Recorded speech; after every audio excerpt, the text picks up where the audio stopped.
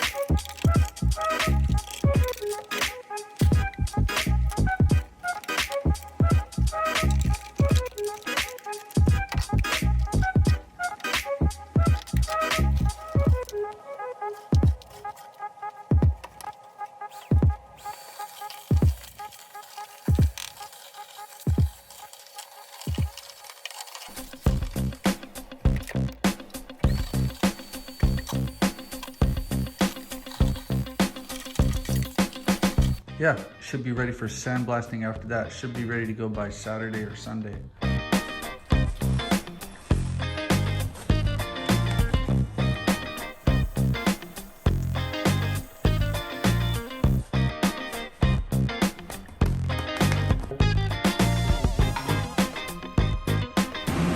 right, I've got all the fans running. I'm gonna dial this in, and then I'm gonna jump in this side, close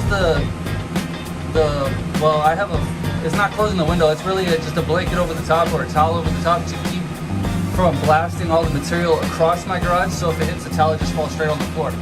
So I'm gonna dial in all the settings, and then I'm gonna just come jump in here, and then I'm gonna get started.